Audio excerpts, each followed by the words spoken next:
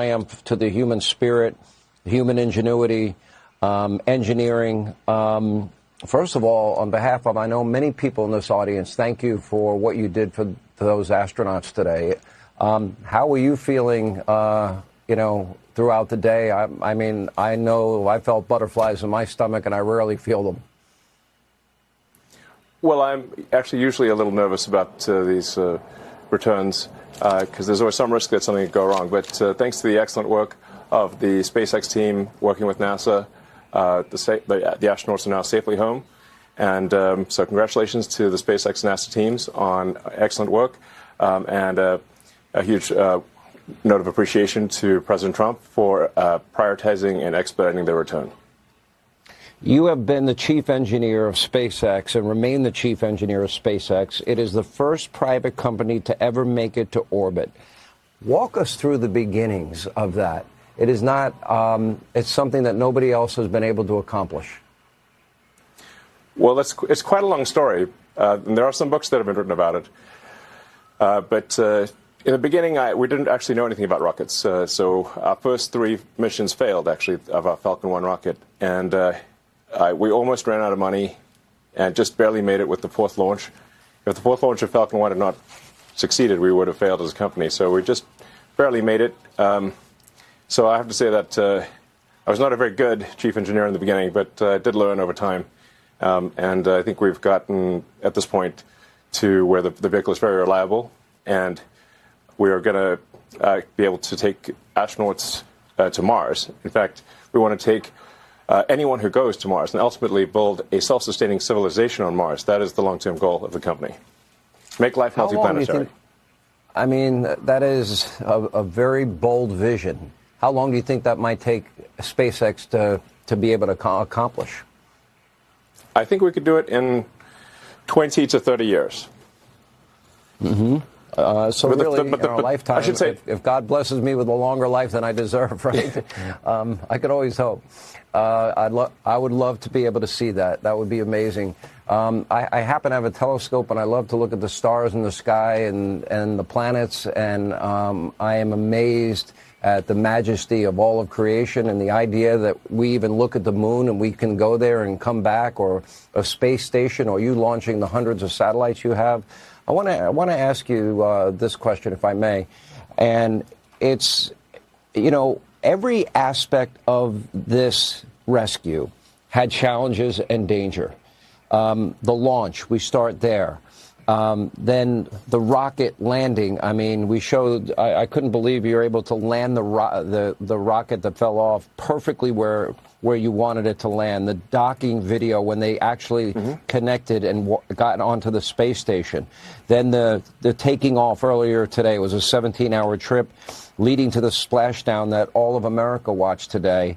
Every single aspect of that has danger and complications. Walk us through the dangers of each phase. Well, on the ascent phase, there's always some chance that either the first or second stage will blow up. In fact, I find it's actually remarkable when you see a rocket.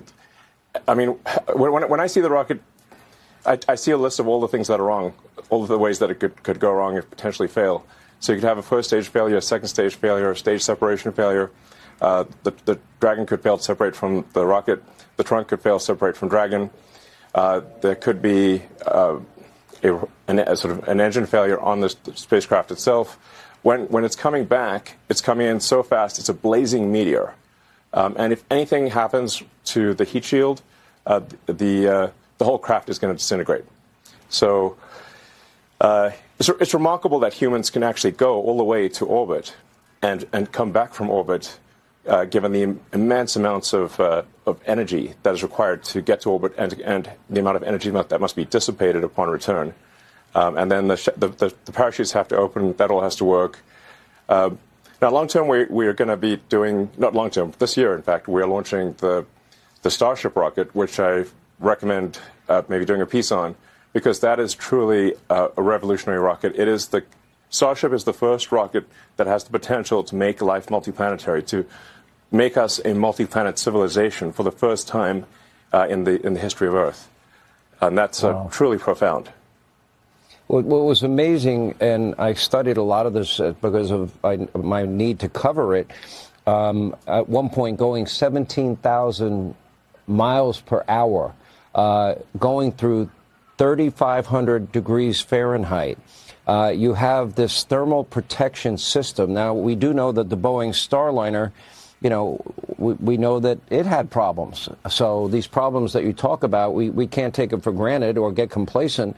Explain how you get up to 17,000 miles per hour. How do you withstand 3,500 degrees Fahrenheit and the thermal protection system that protects that capsule? And then the launch, obviously, of the parachutes, which were critical to slow it down for its splashdown. Perhaps we should do a longer segment because I'd be happy to explain it in detail. I'll do the 2-minute version here. Yeah. Okay. The Falcon 9 rocket takes off with 1.7 million pounds of thrust. So you can imagine something that has enough thrust to lift an office building off its foundations. And it gets to orbit. It gets to roughly 17,000 miles an hour in 9 minutes. So from 0 to 17,000 miles an hour in 9 minutes. And then it's just when it comes back, you've got that heat shield that's got to dissipate that energy. Like I said, you're coming in like a blazing meteor, and hardly anything can survive that heat. And if the heat shield fails, you just get vaporized immediately.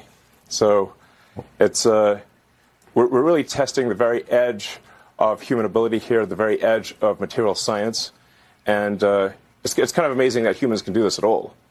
Hopefully this gives, hopefully for people out there, this is a moment of optimism about the future, a moment of excitement about the future, and it portends great things for America and humanity in space.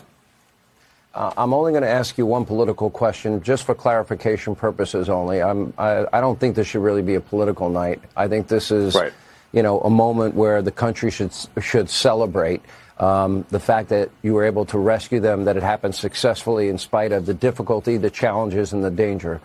But I just want to clarify on the issue of whether or not you had offered to send this rocket to space to rescue these astronauts sooner to Joe Biden and Kamala Harris. I heard somebody earlier today say, in fact, that didn't happen when I believe it did.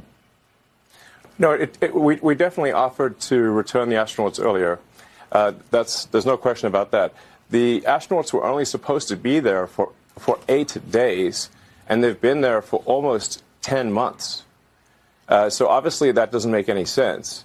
SpaceX could have brought the astronauts back after a few months at most, and we made that offer to the Biden administration. It was rejected for political reasons, and that's just a fact. Yeah. I followed this from the very beginning. Did America and the world make a mistake by slowing down, going to the moon and to other planets? Was that a mistake on our part? I mean, don't we have so many scientific and innovative breakthroughs every time we go? Well, I think we'll have tremendous breakthroughs when we establish a city or a base and then a city on Mars, because we'll have to overcome so many challenges that it'll serve as a forcing function for the development of new technologies that will have tremendous benefits